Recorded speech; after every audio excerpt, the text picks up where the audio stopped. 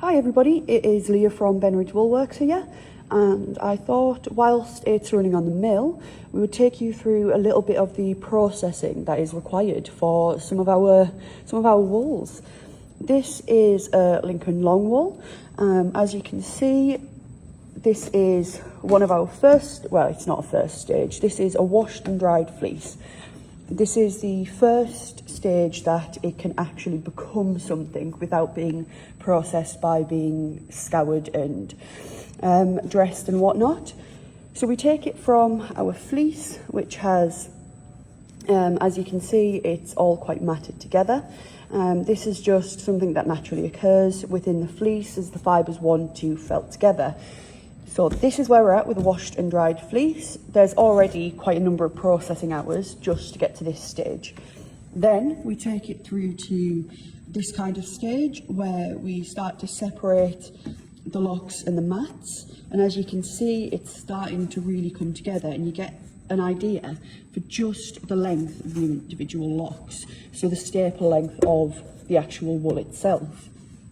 Then here's a really fantastic example of just the actual length that you can get from the staple of a fleece like this. And this actually isn't even that impressive compared to what some of the younger hog or hogger fleeces can be. So by hand, we take it all the way through to here. And then once we've got our nice individual locks, what we will do, which is a little bit hard to do one-handed, we will tease them apart. As you can see, they quite want to grip. Tease them apart so that they don't get jammed in our carder. And we will take them to this process. And this nice, fluffy, soft, woolly, broken up fibres, where we're not big mats. There's obviously still some, but they're quite nice and loose. So we know those aren't going to cause us any problems within our carder. Once we're at this stage, which is realistically where people who are hand spinning and processing their own wools, you would get to this point and then you'd start to put it on your drum carders or your hand carders. This gets laid out in a very, very, very thin area on our wool mill, and we have to process this incredibly slowly. Because of the length of staple, it just loves to get jammed up and cause us issues. And let me tell you something, if you think my hands look a little bit beat up, you don't want to see them after they've been digging around in the back of a mill.